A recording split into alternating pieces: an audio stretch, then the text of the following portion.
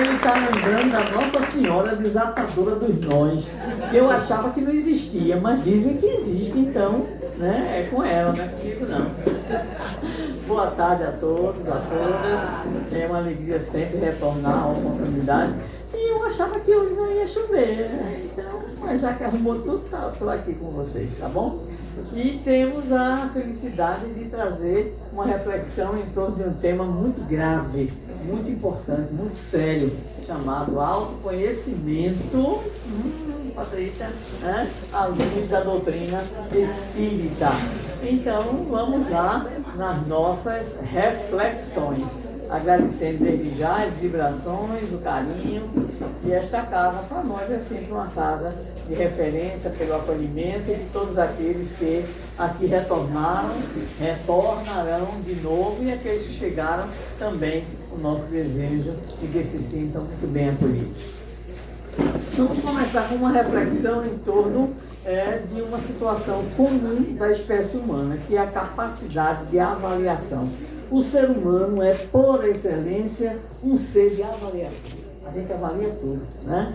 Então, vai chover, é uma avaliação. Não vai chover, é uma avaliação, né? Ah, estou me sentindo bem, é uma avaliação. Então, nós somos seres sempre que estão nos avaliando, julgando, criticando, né? Então, isso faz parte da condição do chamado ser humano.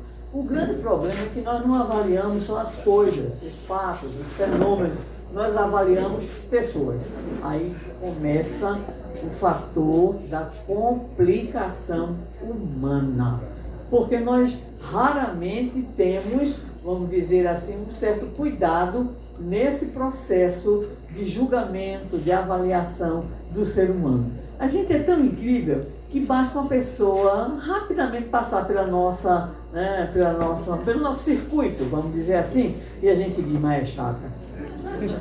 Como é que você sabe que a pessoa é chata?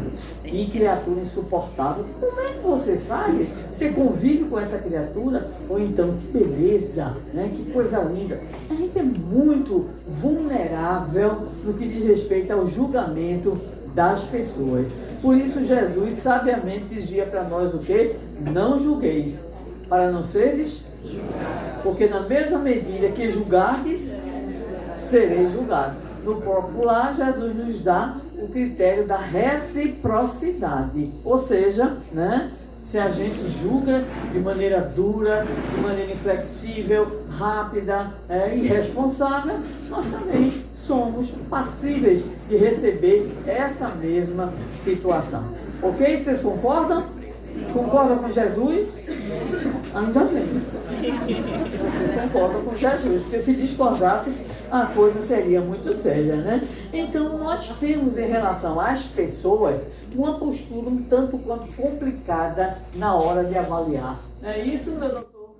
Pode chegar perto, ela é louca. Muito bem. Então, a coisa é tão séria quando se trata do julgamento interpessoal, porque nós somos seres de sociedade. Então, nós somos seres sociais, nós temos um instinto gregário, nós vivemos em sociedade. Então, nada mais natural do que a gente ter opiniões sobre as pessoas. Isso aí é natural, né? Tem pessoas que a gente gosta logo de cara. Uma pessoa, um dia desse aqui mesmo, passou por mim e disse assim, olha, eu gosto tanto da senhora de graça. Eu achei tão bonitinho isso. Né? Eu disse, que bom que eu não posso pagar, não preciso pagar, né? É de graça. Aí o outro me recebe e me dá uma balinha de café. Isso é uma boa, isso é uma coisa assim muito querida, né? Então há pessoas assim, mas há pessoas que de cara já não gostam da cara da gente. Nós todos estamos sujeitos, então, a processos de simpatia, empatia e antipatia. E às vezes a antipatia é gratuita, assim como a simpatia é gratuita muitas vezes também, né? Então a primeira coisa que a gente aprende nessa lição é: nós não nascemos para agradar todo mundo. Vocês concordam? Bom, tem que concordar.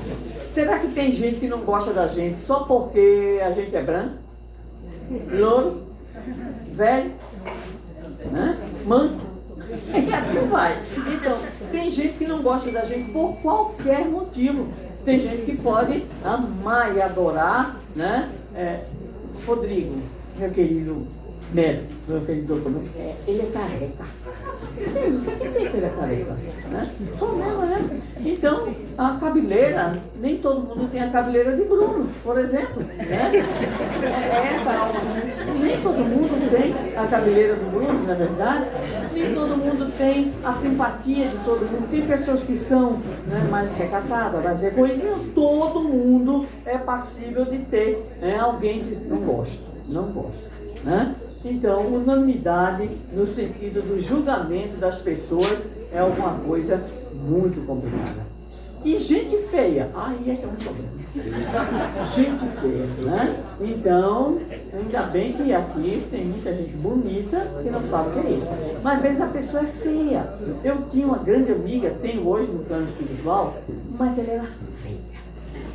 Feia, alta, magra, magérrima. Era da área da música baiana, mas era feia de dar dó e piedade, certo? Mas era absolutamente simpática, carinhosa, carismática. E eu tive a oportunidade de trabalhar com ela em muitos cursos de evangelização e ela era da área da música. Então, é uma coisa encantadora, encantadora. E a gente vai entendendo que não é esse ou aquele critério que pode nos afastar ou nos aproximar de uma pessoa. Mas uma coisa é certa, não julgar. Não julgar, porque nós julgamos segundo a... O que é que Jesus disse? Vós julgais segundo a... Mas não lembro não essa lição. Eu esqueci de dizer para vocês. Esqueci de dizer. Ele diz assim, Jesus, não julgueis segundo as aparências. Eu a ninguém julgo. Ele mesmo disse, eu a ninguém julgo. Então, nós somos muito acostumados a um julgamento superficial. E esse é um problema, né? E eu tenho certeza que o que eu vou dizer aqui, muita gente vai concordar comigo. Tem gente que às vezes a gente antipatiza. Um pouco mais de convivência, você já simpatiza. Um pouco mais de convivência, você diz, nossa, como é que eu não gostava dessa pessoa? E tem o contrário também. Ou seja, aquela pessoa que imediatamente a gente o quê? Simpatiza, gosta, confia. E tem umas coisas tão estranhas no relacionamento humano. Por exemplo, uma viagem, Natal, Recife, Natal. O Natal de uma pessoa que é mais curta ainda, e a pessoa que está ao seu lado, às vezes você simpatiza tanto que você conta a sua vida toda para a pessoa. Ele não fala-me Jesus Cristo, não é verdade? Então, nós temos muitas superficialidades. Às vezes é a pessoa que tem um ar meio ríspido, ou então meio fechadão, aí a gente já vai julgar, né? Então Jesus chama de novo a atenção, não julguei segundo as aparências. Aí chega um doutor desse, tá? Né? Lhe dá uma orientação, aí quando você pergunta o que é que ele é? Ele é médico? Intensivista. Se ele chegar, o que é que acontece? Você já fica aperreado, mas ele pode estar chegando junto de você para lhe salvar. O problema é ele não dar a famosa cruz.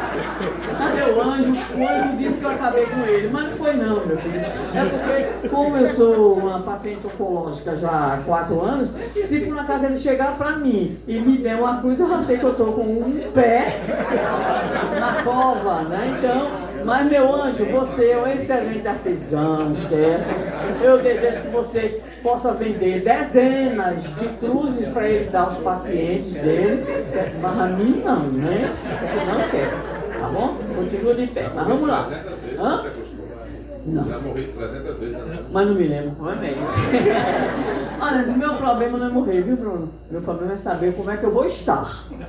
Meu problema é saber qual foi a minha carta de intenções ao reencarnar. Porque eu devo, se eu me conheço um pouquinho só, que é o tema de hoje, devo ter prometido muita coisa. Quando a gente chega do outro lado, acontece a famosa consulta ficha. Então, o meu problema não é desencarnar. Não desencarnar de forma violenta, que eu realmente devo ter desencarnado, porque eu acho horrível, mas é puxar a ficha, quando puxar. Ana Maria Borba Pereira, pronto, aí dá a ficha das promessas, aí não cumpriu, parcialmente, não fez. Aí, o meu problema é esse, não é desencarnar exatamente. Volta danada. Mas o problema não é voltar também, Patrícia. O problema é a fila. 8 milhões na fila na minha frente. 8 milhões na minha frente e aí vai estar difícil. Mas você tem 2 planetas, deve ter preferência. Ai, meu Deus do céu. Olha, eu já fui de tudo. Eu já cheguei com o Cabral aqui. Eu já sou anterior ao espiritismo. E agora é essa daí. Mas é isso mesmo. Eu lhe amo mesmo assim. Vamos lá.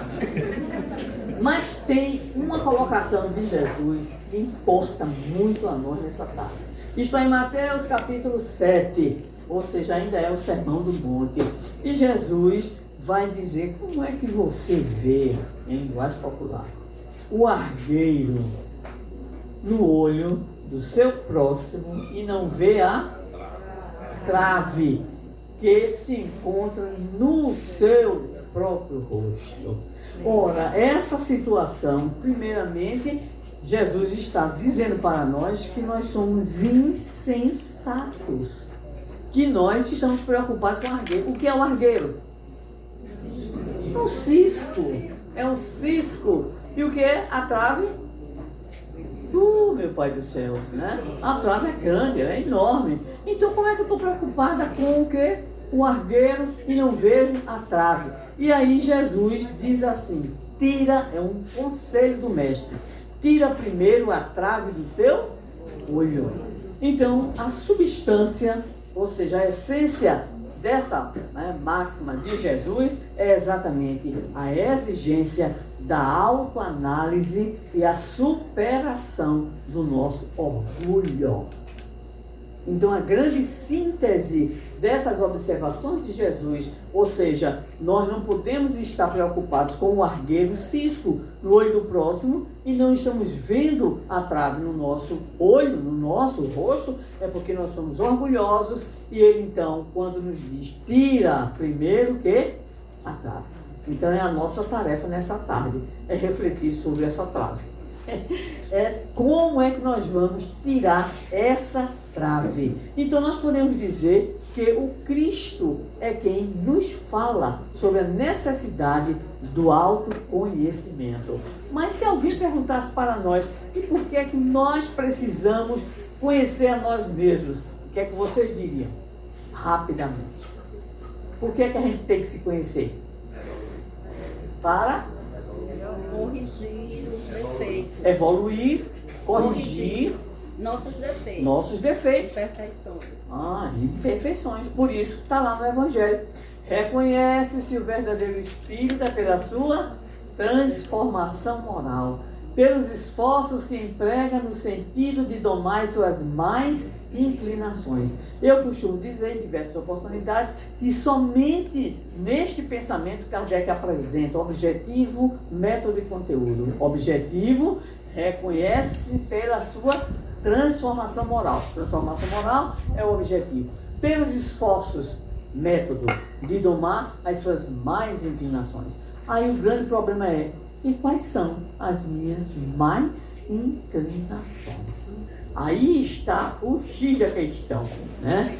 Se Emily tivesse aquele dia, ela diria até a tu, vovó, que ela diz que detesta matemática, e já disse ao professor de matemática, por que não mudar essa letra? Porque tudo é X, X, X, eu já tenho um pesadelo com o X. Então tá bom, pode ser o Y também, tu também? Tu também, tá vendo? É aí os adolescentes e o X. Se dá um artigo na área educacional. Muito bem. Então, tem mais coisas, vocês disseram pouca coisa. E aí, por que a gente precisa se autoconhecer? Se relacionar melhor. Para a gente se relacionar melhor. Porque a gente se torna uma pessoa melhor, tem mais empatia, menos antipatia pelos outros. Administração das nossas emoções, não é verdade? Isso é muito importante no autoconhecimento. E a gente só conhece coisa ruim na gente quando a gente tem autoconhecimento? É só coisa ruim? Não, pelo amor de Deus, não, essa situação não dá certo. A gente também identifica o quê? Qualidades, coisas boas, potencialidades para o bem, né? Então tem gente que nem sabe o que tem de bom. Quantas vezes as pessoas não são submetidas a situações extremas e depois dizem, nem eu sabia que eu era capaz disso, daquilo ou daquilo outro, né? Então, nós precisamos nos conhecer também para que aprendamos a facilitar a nossa vida de relação no que diz respeito principalmente a conflitos. Né? Há problemas sérios de relacionamento. Quantos casamentos, quantas inimizades, quantas histórias de ódios, é por causa exatamente, né, da nossa não identificação daquilo que está em nós. Há pessoas que têm uns comportamentos que são, vamos dizer assim, para ser generosa, né? Interessantes, né? Então, tem gente, por exemplo, que não aceita essa ou aquela palavra. Tem gente que não gosta desse ou daquele modo, né? Até de cumprimentar. A minha filha, ela tem uma maneira interessante, ela é professora de artes, então ela faz um trabalho muito bonito na escola aqui de periferia, de Natal, e ela recebe os alunos, antes ela combina com eles. Vocês querem ser recebidos como? Como? Então tem uns que querem um abraço, tem outros que querem um aperto de mão, tem outros que querem aquelas brincadeiras que os meninos sabem fazer, e tem uns que assim, não querem nada. Bom, entra, mudo, sai calado e ela respeita, não é verdade? Porque quantas coisas nós poderíamos evitar na vida de relação se a gente fosse capaz de entender o quê? O outro. Mas a gente só sabe o outro quando a gente sabe da gente. Aí a gente também aprende a respeitar o outro. Alguém tem coragem de dizer alguma coisa que não gosta do outro na vida de relação? Alguém tem coragem? Ou é tudo... Dependendo da forma que se fala. A forma que se fala. Muito bem. Tem gente que fala como? Agressivamente. Fala com amor. Prepotência. Culpando o outro. O deboche. Né? Muito bem. Né? Agora a gente tem que ter cuidado, porque tem uns que têm a boca de mel. Mas haja mentira. Né? Eu li e recebi um card, eu tenho um irmão que é muito engraçado. Todo dia ele me manda um card.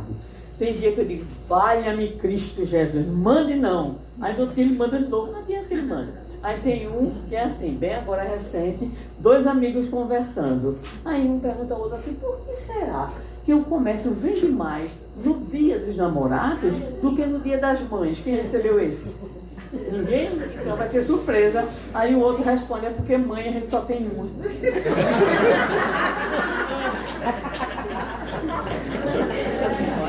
A gente só tem uma, né? E o outro, tem outro cara que ele mandou para mim. É um rapaz encomendando. Olha, faça um cartão bem bonito e diz assim, você é única na minha vida. Né? Aí a pessoa lá da empresa disse assim, é uma, ele disse, não, faça 7. Faça 7. Então ele ia dar os 7 cartões, você é a única na minha vida. Olha que situação, né? Então a gente tem que ter cuidado, porque tem gente que é assim, né? Tem uma maneira bem... mas não é. Eu participava certa feita, uma promoção que houve lá no mídia, de uma feira de livros, né? Eu participei. E eu vi uma discussão de 2 pessoas, né, 2 funcionários de empresas editoras. Gente, eu nunca vi isso na minha vida. Ele dizia assim, a senhora é uma irresponsável. Sou lindo. Ele dizia, sou lindo. E ela dizia assim, o senhor é insuportável. Mas ela dizia baixinho. E eu fiquei olhando 5 minutos de discussão para ver se eu conseguia desenvolver alguma aprendizagem de como discutir sem pular no pescoço, como discutir sem elevar a voz. Gente, eu nunca tinha visto isso na minha vida. A famosa hipocrisia empresarial, certo? Então, as criaturas se atacando, xingando, reclamando, mas não alterava a voz de forma alguma. Eu lá em casa, quando eu digo às vezes uma coisa, fale baixo, fala de Jesus. 40 anos, 50, sendo professora, mesmo não FRN, mas em sala que não tinha nenhum O microfone, é claro que desenvolveu o quê? Inclusive lá em casa é um problema, né? Somos 3 professores, imagine, lá em casa parece casa de italiano, né? Então, a gente fala alto. Então a gente tem que ter cuidado, porque às vezes a pessoa demonstra, mas não é. Não demonstra, mas não é. É que nem espírito mistificador. Hein? Quem frequenta a reunião mediúnica, já frequentou, espírito mistificador não chega fazendo bagunça, não. Ele chega. Eu uma vez participava, isso não vou dizer o tempo não, porque vocês vão descobrir minha idade. Embora eu possa dizer, 70 no costado. Então, eu participava de uma reunião mediúnica na Federação Espírita Pernambucana. Ouvi essa, Regi. Aí, o espírito começou lá falando, mas não ele falava tanto, porque as comunicações eram mais rápidas, sabe? Mas ele falava tanto. Eu disse, vale-me Cristo Jesus, vai fazer um discurso, vai escrever um livro aqui. E aí o nosso companheiro lá, que é um médico que participava da reunião conosco, cochichou ao dirigente da reunião. Eita, cochicha, né? E aí o nosso dirigente olhou para, né, o médico, recebendo tal espírito, e disse, meu irmão, por que você não diz logo quem é que você é, o que é que você quer? E mentalmente eu disse assim, vale, que coisa feia. Olha, a imaturidade, né? Era bem jovem, né? Então, eu achei aquilo, por que ele agiu assim com o espírito? E ele retornou. E aí, meu irmão, vai encerrar o seu discurso ou não vai? Menino, aí o cabra se revelou. Deu aquele baile, né? Deu aquele discurso altamente agressivo. E depois foi explicado. Ele estava ali para perturbar o ambiente, para gastar o tempo, para dificultar exatamente a manifestação de companheiros espirituais que precisavam da assistência. Olha a maturidade que é preciso ter. E eu mentalmente torcendo por ele. Jovem, abestalhada, né? Imatura. E outra vez, né? Porque outra vez, nessa mesma comunicação, ele começou a falar sobre a sala de costura, que a federação tem uma sala de costura, e metendo pau na sala de costura, e eu mentalmente, é isso mesmo, eu dando fogo para ele, né? Então depois foi descoberto que ele estava ali para ter a confusão, para semear algumas outras coisas. Então o discurso, ele também tem esse problema, é preciso analisar o discurso. E se o discurso tem a ver com o quê? Com a real conduta do outro. Por isso, meu amado marido diz assim, para conhecer alguém, coma uma saca de sal. E aí, quantos quilos? Quantos quilos a saca de sal? Tu? 60 quilos. 60 quilos. Fala-me, Cristo Jesus. 60 quilos de sal para gastar, né? Porque alguém também diz assim, fulano é maravilhoso. Aí a outra pessoa diz assim, quem conhece não compra, não é verdade? Então leva para casa para tu ver. Exatamente porque nas relações a gente tem máscaras sociais.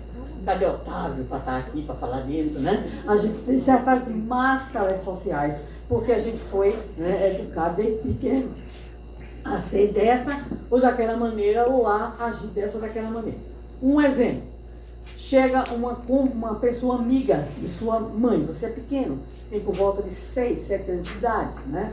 E tem adulto que não se manca. Criança não gosta quando você toca nela, pequenininha, não gosta. 3, 4, 5, 6, 7 anos não gosta. Aí chega aquela pessoa, amiga da sua mãe, coisa linda. Você já fala, Aí a sua mãe diz assim, dê um abraço. A mãe manda abraçar. Imagina, a mãe não percebe que não é assim. Eu vivi uma experiência assim. Chegou uma amiga de minha mãe, eu então tinha 6 anos, cheguei e olhei para minha mãe e disse, mãe, Dona Elefanta, sua amiga, está aí. Dona Elefanta. Aí mamãe saiu, já saiu, né? Aí disse, como é mesmo? Eu disse, Dona Elefanta, sua amiga, está aí na sala. Com licença, Tita, era o nome dela. Com licença, Tita, deixa eu vou lá para dentro, me deu. Bolo? Não é nada. Deu só uma surrinha boa. Aí voltou, atendeu Tita. E eu demonstrava naquela idade meu temperamento. Sabe o que é que eu fiz? Era um tempo em que o pão as coisas que a gente comprava, a venda embrulhava no papel, aqueles papéis, né, de embrulho, que chama, e passava cordão. Eu fui criativa, eu peguei papel higiênico, passei em mim todinha, me cobri de papel higiênico, molhado, né, molhado, e amarrei com cordão. Cheguei na sala, parecia múmia. Olhei para ela e disse: tá vendo, dona Elefanta? Apanhei por sua causa. Qual foi o resultado?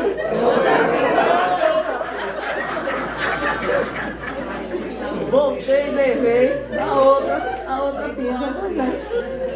Para aprender a ter juízo, discernimento, né? Tudo bem. Então, a gente tem essas dificuldades nos processos de relacionamento, mas a gente precisa se conhecer. Então, a gente vai se conhecendo para poder a gente controlar as emoções, diminuir as besteiras que a gente faz, não é verdade? Bem, e isso tudo também vai nos ajudar a ter, primeiramente, a identificar em nós certas coisas que a gente precisa melhorar. E certas coisas que a gente potencializa positivamente. Então, o autoconhecimento, ele tem o quê? Várias vantagens, tá? E há pessoas que passam a vida toda não estão nem aí. E muitas possuem a chamada síndrome de Gabriela. Como é que é? Podem cantar.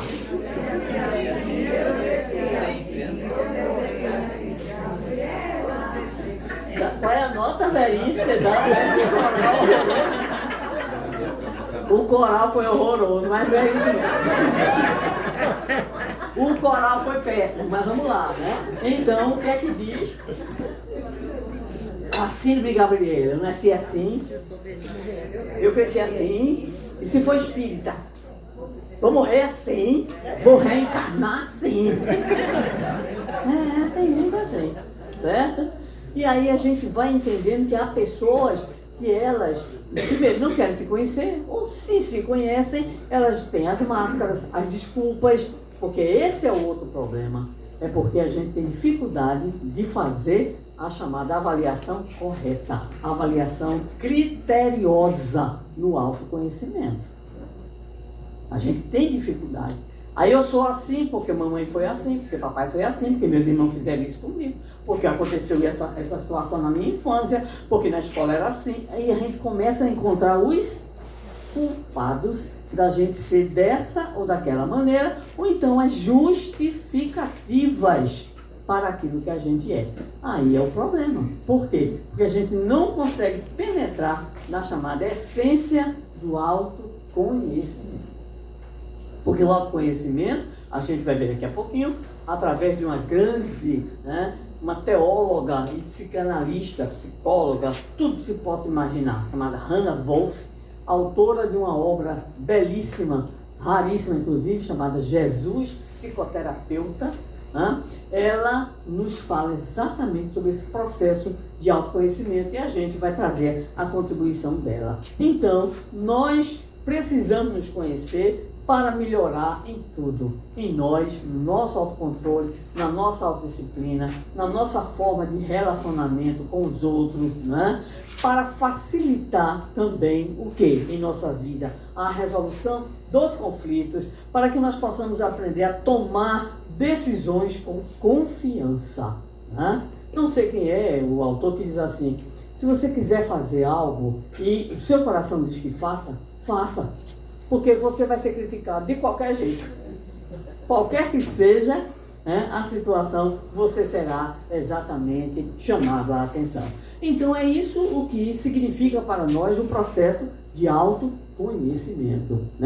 Bem, mas uma das questões centrais do autoconhecimento nos foi apresentada por Kardec, quando ele vai nos dizer exatamente em O Livro dos Espíritos, na última parte, ele vai querer perguntar aos espíritos sobre a nossa situação em relação ao que ele chama de melhoramento. Se uma das finalidades do autoconhecimento é a gente se melhorar, então ele vai perguntar na questão 919, qual é o meio mais prático e eficaz que tem o homem de se melhorar nesta vida e de resistir ao arrastamento do mal.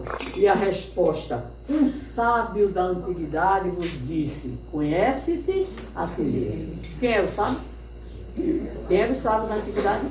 Sócrates. Muito bem, Sócrates. Kardec é uma carne de pescoço, com todo respeito que eu possa usar para dizer quem ele é como perguntador. Ou criatura para gostar de perguntar e de perguntar, parece um cri-cri. Ele vai dizer assim: compreendemos toda a sabedoria dessa máxima, mas a dificuldade está precisamente em nos conhecermos. Qual o meio de consegui-lo? Questão 919A. Quem responde? É uma resposta do Livro dos Espíritos assinada. Assinada. Santo, autor de uma obra muito importante chamada Confissões. E eu vou confessar a vocês hoje uma coisa que eu descobri com um amigo meu, o nosso querido Portuga, lá presidente do Safra Luz, né? E o Gleb foi lá fazer palestra. Eu fui na quarta, ele foi na quinta, né? E aí, o que é que acontece? Ele disse: sabe o que é que eu fiz com a IA? Eu fiz um prompt. Não me pergunte o que é, que eu não sei. Eu fiz um prompt. Joguei todas as obras de Santo Agostinho. Tu vai gostar disso, viu? Todas as obras de Santo Agostinho eu coloquei. E aí eu dialogo com Santo Agostinho via inteligência artificial. Eu disse: homem de Deus. Eu pensei assim, ainda disse que o português é burro. Eu pensei, mas não disse. Eu disse: nossa, como meu amigo é inteligente. E eu disse: Antônio, vou marcar um café na sua casa. Eu vou lá. Eu quero aprender.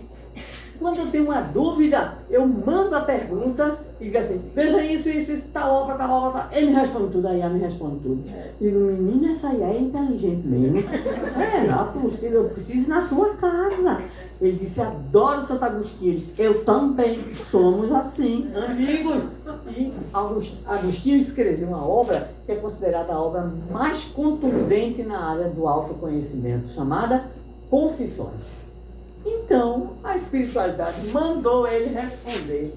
Eu vou dizer para vocês o que foi que ele respondeu. E aí eu vou dizer, dentro, obviamente, de algumas colocações, né? Porque não vai dar para ler. Quem quiser ler, questão 919A. Vamos lá. Primeira coisa, ele usou aquilo que nós começamos a nossa fala dizendo: o ser humano é um ser de avaliação. Foi isso que a gente começou? A gente avalia tudo, mas a gente não avalia a caixa preta do avião. Fala disso, não tenho ouvido. Então, primeira coisa, interrogava a própria consciência. Aí, a questão que não quer calar. E perguntava o quê?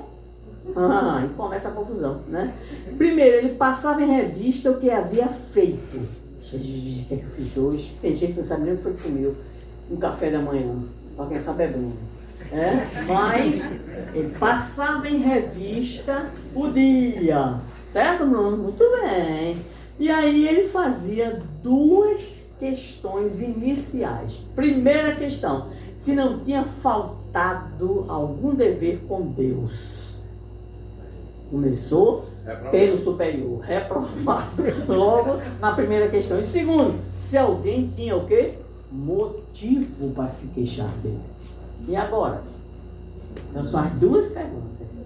Deus, eu fiz o que era para fazer? Será que alguém tem alguma coisa para reclamar de mim? No trânsito, miserável, né? Em casa, a brutalidade, a grosseria, né? No ambiente de trabalho, o sarcasmo. Então, há muitas coisas, e ele então fazia essa pergunta, essas duas perguntas. E olha a declaração dele: foi assim que ele chegou a se conhecer, e a identificar o que é que ele tinha que melhorar. Muito bem, mas ficou aí? Não. A paulada é maior, certo? Ele diz assim: primeiro, suplique a Deus e ao anjo de guarda a proteção, a ajuda para que você se fortaleça nisso. Cada um de nós tem seu anjo de guarda, não é verdade? Por sinal, né, tem gente que é tão perturbada que deve ter mais de um anjo de guarda. Eu acredito, né? Deve ter 2, 3, 4 falanges para poder conseguir, né, dar alguma coisa. Então, peça a ajuda de Deus. E nós somos tão autossuficientes que nós o quê? Não fazemos isso.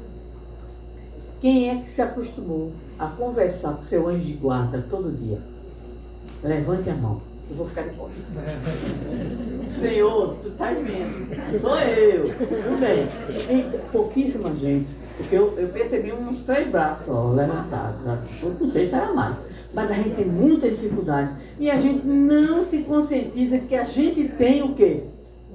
Um anjo de guarda. Um espírito protetor. A gente tem. E por que será, eu pergunto, que a gente não leva isso em consideração?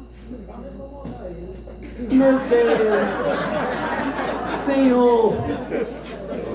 Senhor! Podia estar virado para lá, Senhor. Podia olhar para ele. Seu velho, esse cantor maravilhoso, esse tocador extraordinário. Ele encomendou 15 cartões para o dia dos namorados, segundo Bruno. Bruno, olha a língua, meu irmão. Então, para não incomodar, imagina, não incomoda agora. Quando chegar na hora da desencarnação, é um apelo. Quando chega. Ai, Jesus? Jesus só não, chama todos os santos. Todos, na verdade. Então a gente não tem o hábito de pedir o quê? A ajuda dos nossos benfeitores espirituais. Agora eu quero ver quem é a alma sábia que vai dizer por quê.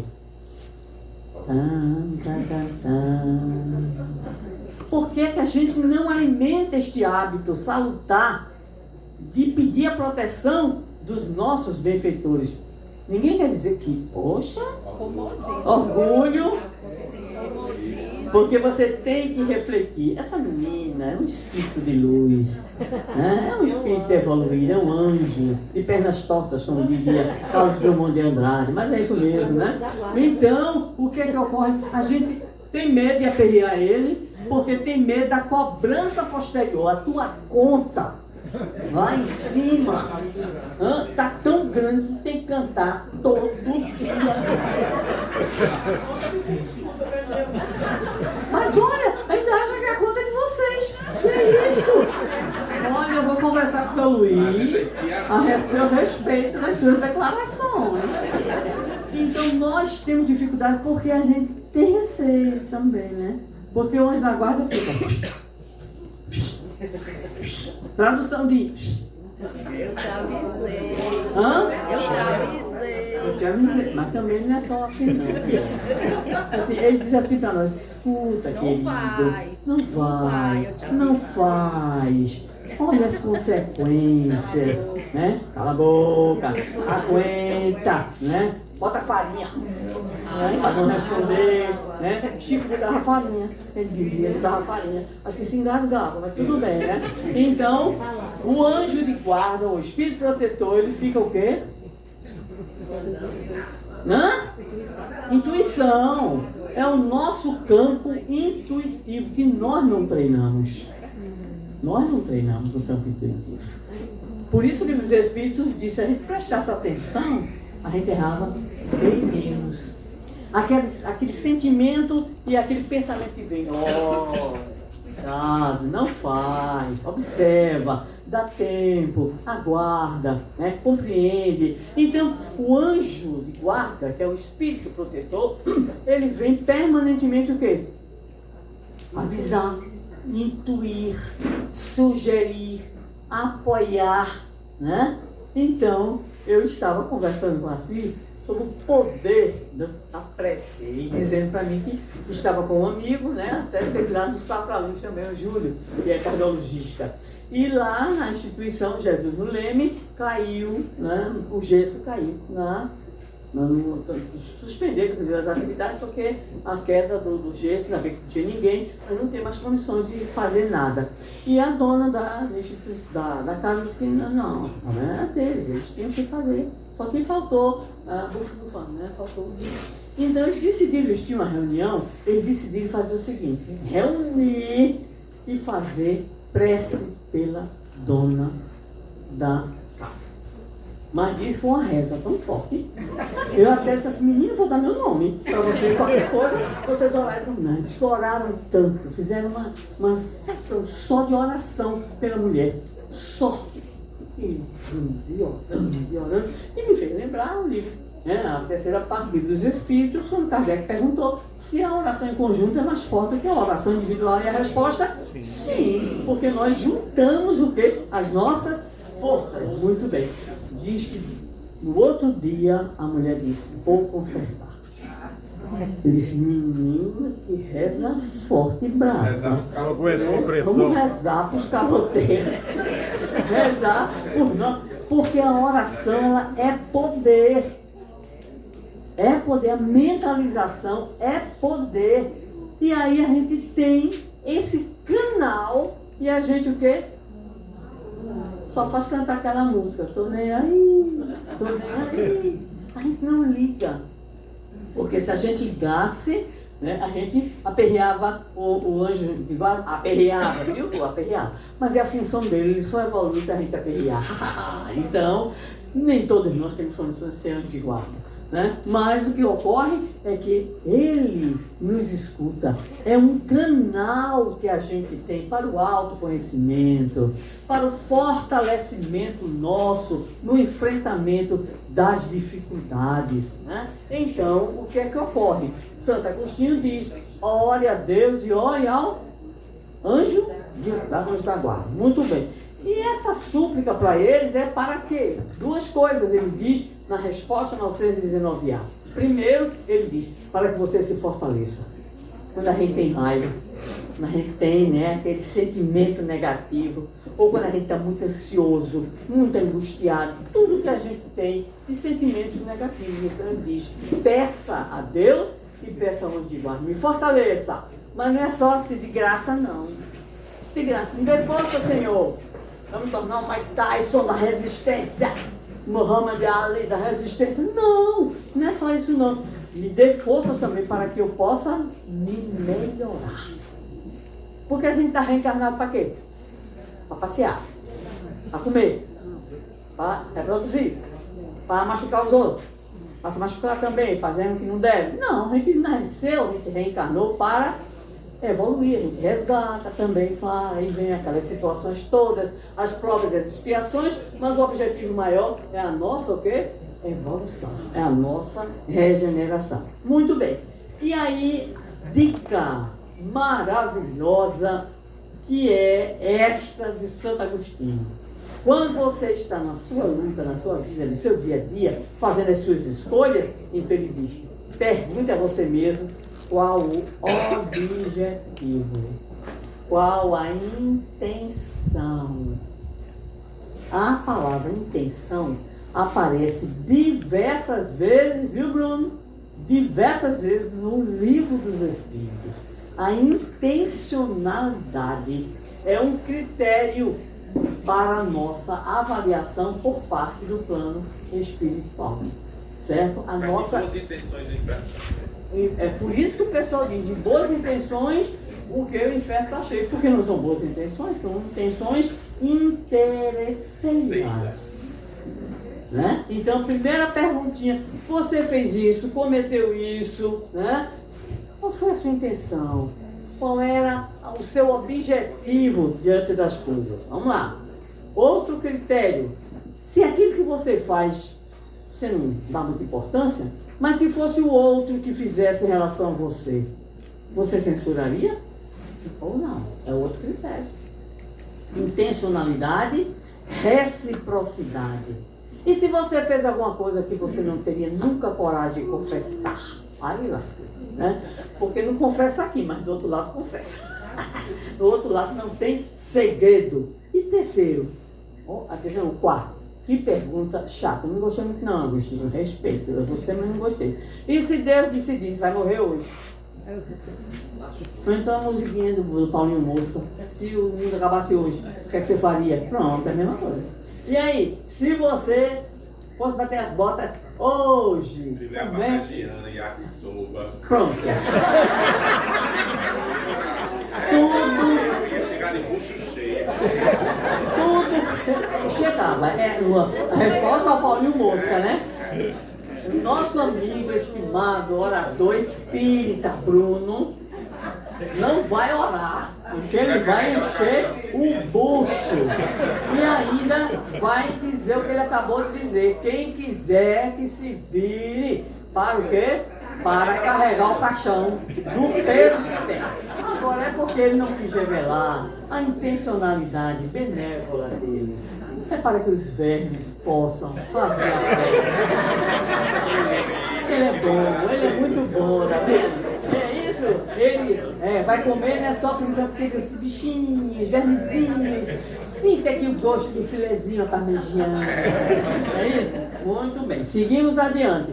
E aí ele culmina dizendo: o que fizemos contra Deus, contra o próximo e contra nós mesmos.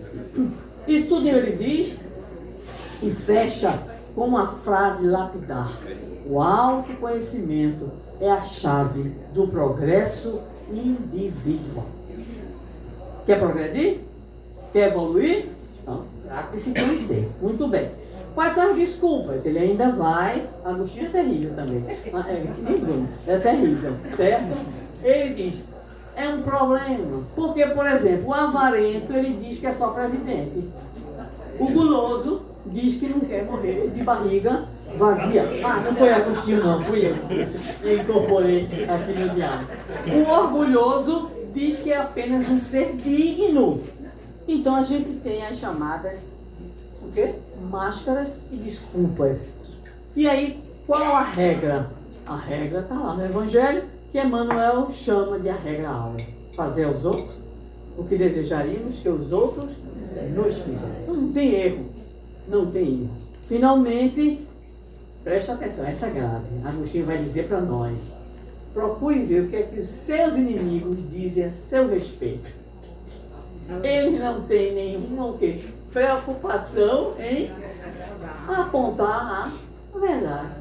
Não tem. É claro que às vezes exageram, né? Tudo bem. Mas a gente faz o filtro, tá bom? Então, os inimigos. E finalmente ele vai dizer: para você, na sua velhice, ter serenidade e conforto, você trabalha, né? Não trabalha? Então ele diz: e para a eternidade? Então, dedique alguns minutos da vida a esse processo de autoconhecimento. E, finalmente, a gente vai lembrar o Hannah Wolff, essa mulher extraordinária, alemã, psiquiatra, psicóloga, e ela era de formação protestante. Então, ela tem 3 livros maravilhosos. O primeiro que eu cito é o Jesus Psicoterapeuta, fenomenal. Jesus à luz da psicologia profunda. E Jesus universal. Esse Jesus universal, para quem é curioso aqui, ela viveu um tempo na Índia, mais de 20 anos na Índia. E mesmo protestante, ela disse 2 coisas que eu nunca esqueci. Primeiro, que Jesus, na visão dos hindus, era o yogi perfeito. E segundo, que ela acreditava na reencarnação. Como protestante, como teóloga, mas como ela acreditava na reencarnação? Na ótica ocidental, de reencarnação como processo evolutivo. Maravilhoso, né? Era maravilhosa. E ela dizia para nós: vamos destrinchar agora. Eu prometi, tem que destrinchar. Primeiro, mergulhe em você mesmo. Vamos lá. Cuidado, viu, para não se afogar. Mas, vamos lá. Mergulhe. Procure avaliar. Como é que eu reajo? Como é que eu reajo? Eu, pessoalmente, tenho muito problema com injustiça. Eu tenho. Eu enlouqueço com injustiça.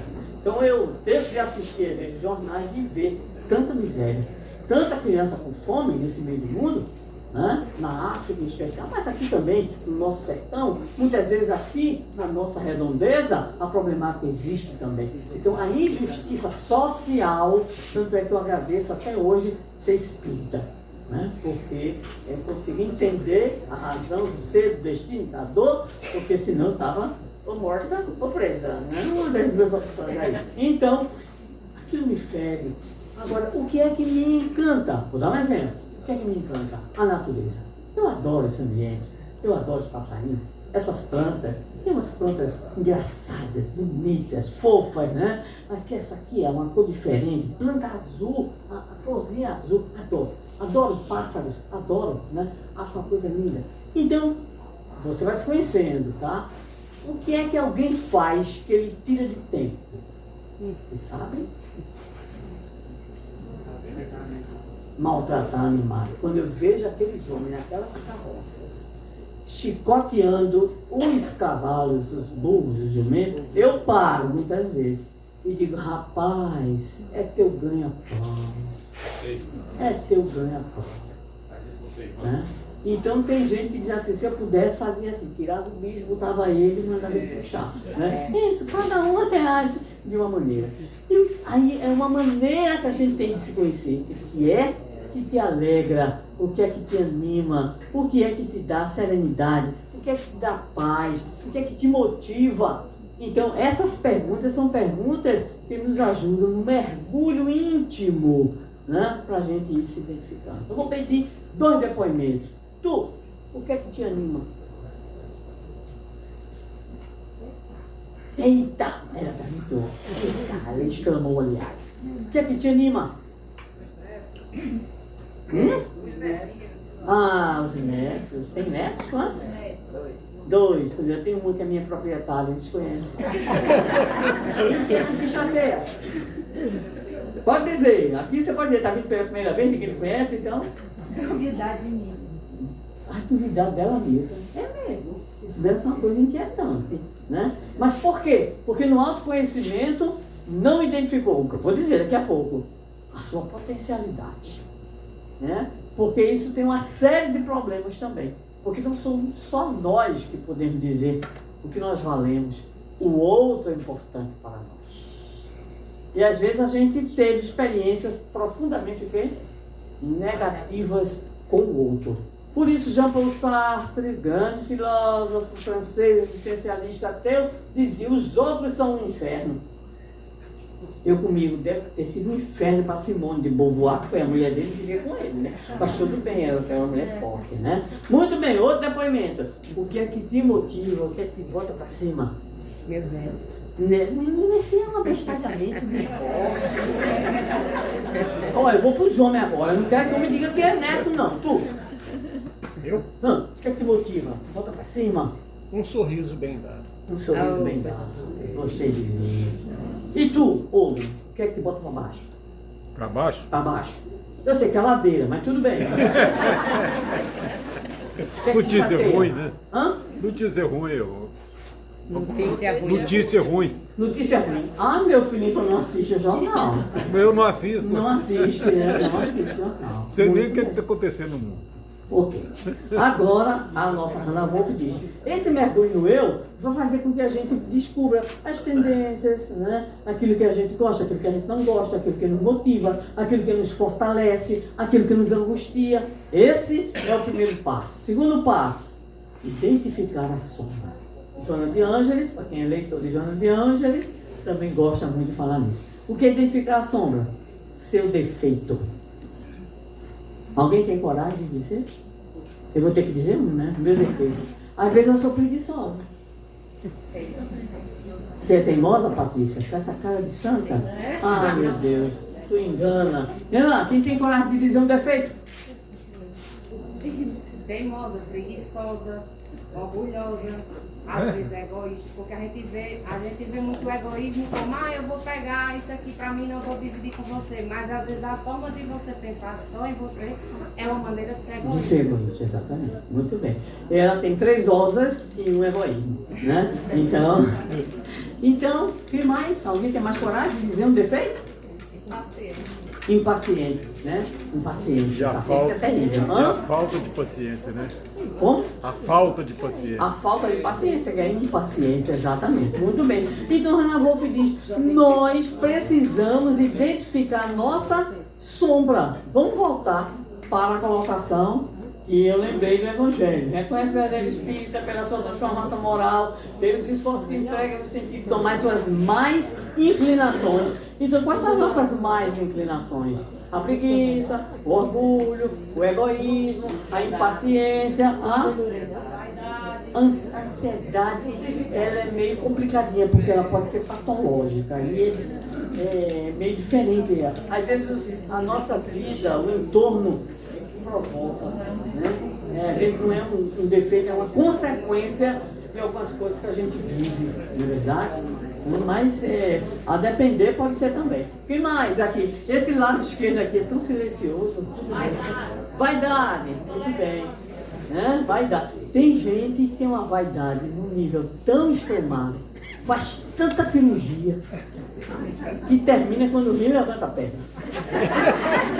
Um dia alguém bem cruelzinho mandou assim, vejam, aí mostraram, né, 2 personagens que estão agora, não vou dizer o nome, mas 2 personagens, uma mulher famosa, advogada, e um homem muito rico. Aí mostraram as fotos deles antes e depois. Aí disseram assim, eles não eram feios, eles eram pobres. Porque é como se eles fizeram tanta mudança na sua, né, no seu visual, que aparentam ser bonitos, mas na verdade não é. Mas um dia desse, eu recebi também um que dizia assim, vejam como estão agora os seus ídolos de 40 anos atrás. Eu digo, Senhor, e agora? Aí eu vi uma que eu achava lindésima, Brigitte Bardot, que muitos aqui nem conhecem. Mas Brigitte Bardot, ela não era exatamente bonita, mas ela era charmosa. Mulher, se encontrar Brigitte Bardot, quando sair aqui do lado do seu Luiz, 6 horas da noite, Rodrigo, eu vou sair correndo para a obra, vou sair correndo para a capela. Como é que coisa feia. Como ela ficou feia. Em compensação, quem conhece a belíssima atriz francesa Catherine Deneuve, perguntaram para ela porque ela não fazia plástica. Não sei se ela fez agora, se arrependeu. Mas ela disse há um tempo atrás, o tempo levou tanto tempo para fazer essas marcas que eu não quero mexer. Eita! Mais bonita do que ela, só em homenagem aqui à dona Ing, a alemã Homschneider, que para mim era a mulher mais linda do mundo. Quando eu desencarnar, que estiver lá em cima, disse assim, vai reencarnar, digo, eu quero modelo organizador biológico de Homschneider. Aí o senhor vai dizer, vai não, bicha feia, vai não. Muito bem.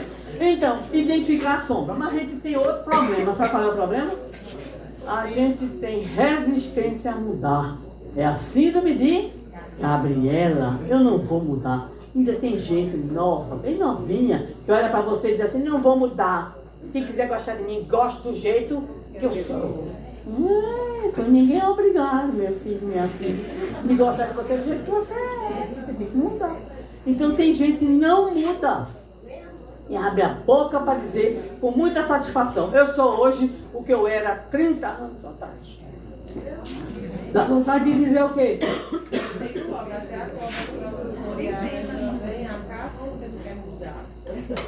A cobra troca o quê? O couro, e a aranha troca a casca. É mesmo, Que menina sabida.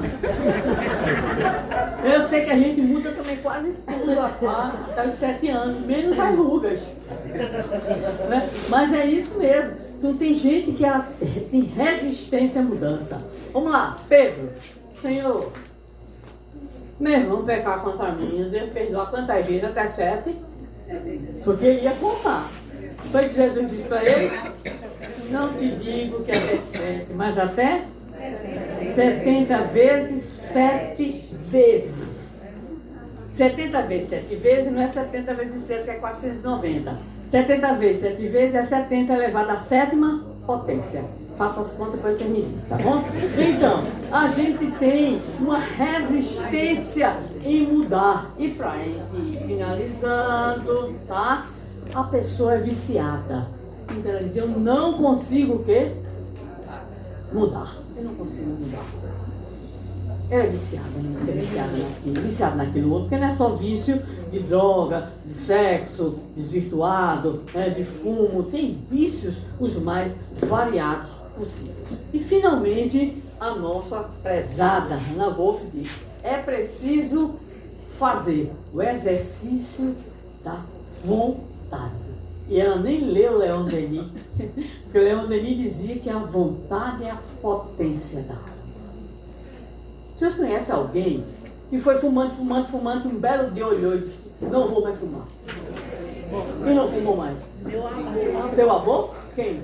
fumou durante 70 anos. Fumou menina? Ele conseguiu fumar 70 anos? Fumou durante Precisava você estudar. E quando ele decidiu, ele largou. Ele largou. Pronto, a partir de hoje eu não vou fumar mais. E não fumou. Ele durou Aí quanto morreu. tempo? Há uns 10 anos ainda. Ah, tá pra você, 10 anos ainda, tá? E tu? Quem foi que conheceu assim?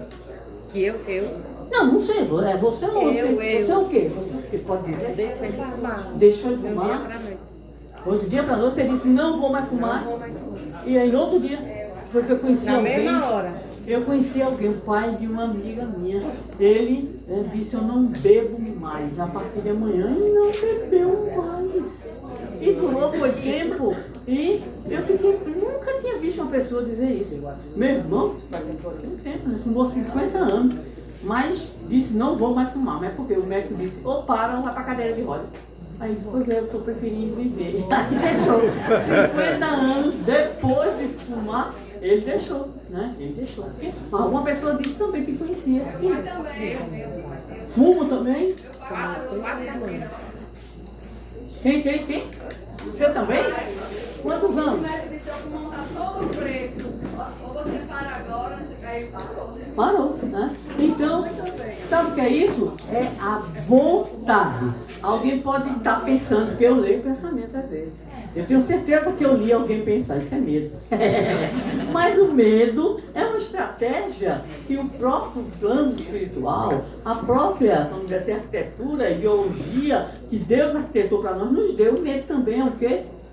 Um mecanismo de defesa. Se a gente tivesse medo, a gente era desarvorado. Então a Hannah Wolff, para a gente ir fechando, diz, é preciso exercer a vontade. E eu termino, porque o nosso tempo é chegado, eu termino com duas coisas. Nesse processo de autoconhecimento, cuidado.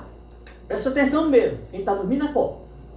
Sem acusações a você mesmo. Não entra nessa. Se você entrar nessa, no popular, você está arrebentado. Porque você vai entrar num autoculpismo. Ai, eu sou horrível. Você vai se sentir a pior criatura do mundo. Não faça isso. Todo mundo escutou? Entendeu? Aceitou? Teve gente que fez assim, viu? Ruim. De conseguir convencer. Segundo ponto. Sem perdão pelas besteiras que fez. Você endoidou. Você disse sem acusação e agora está dizendo sem perdão. Mas preste atenção. O sem perdão é não se acostuma. Não fica na zona de conforto. Qual é o caminho? É a vontade de superar, evoluir, melhorar. Eu fiz a palestra aqui, minha palestra foi Judas Iscariote. Lembram quem estava aqui? Judas Iscariote e depois Joana d'Arc. Né? Então, nós fomos criados todos simples e ignorantes.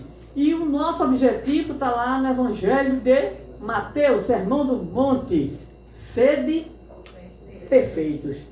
O problema é o meio de campo, é que nem a seleção brasileira. Se Casimiro e Bruno Magalhães não fizeram o trabalho deles, a gente não vai conseguir se classificar. Né? Então, o problema é o meio de campo. E o meio de campo para nós são as nossas experiências reencarnatórias. E eu vou provar que Deus é tão amoroso que Ele nos diz, através da parábola que Jesus nos conta, o filho pródigo. Quem lembra dessa história? O filho pródigo. O filho pródigo, ele, o mais novo, né? Chega para o pai e pede o quê? A herança. Nem pensou em inventar, já pediu o quê? A parte dele, né? Da herança. Aí pegou e fez o quê? Tchau e bênção. Papai, tchau. Meu irmão mais velho, tchau. E eu imagino que ele deve ter ido ou num Porsche, ou numa Ferrari, certo? Ou então num SUV muito bacana, que nem a gente tem que ter para subir aqui. Tudo bem. Vamos em paz, né? E aí ele foi e viveu dissolutamente. Está lá, texto sagrado. Um belo dia veio sobre aquele lugar onde ele estava fome. Mas era tanta fome que ele não podia comer da comida que davam aos porcos. Desde aquela época tinha bicho melhor tratado que gente, olha. Desde aquela época.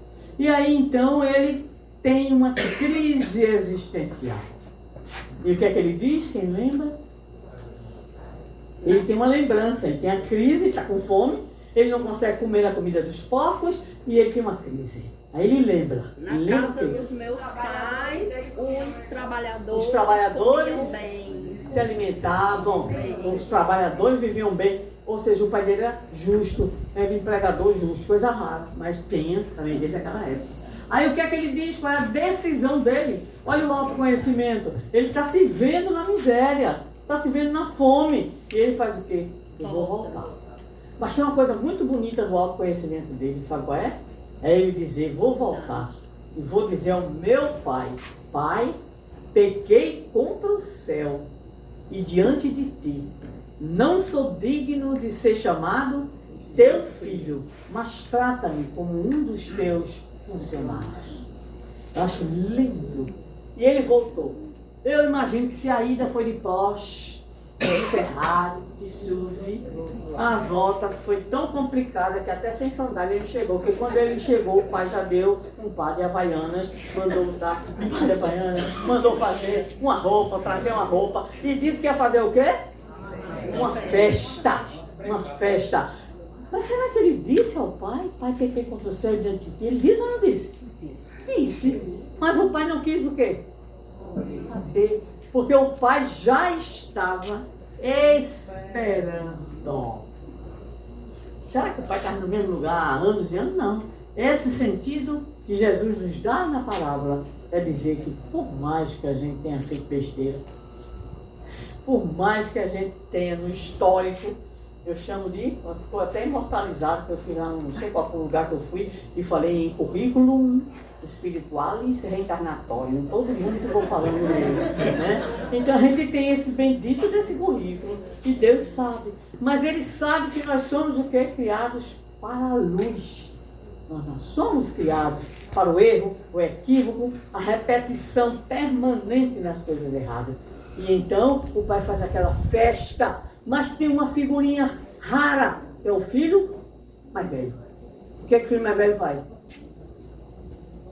Pai, esse teu filho gastou tudo e tu recebe ele desse jeito. Para mim, tu nunca mandasse matar um novilho.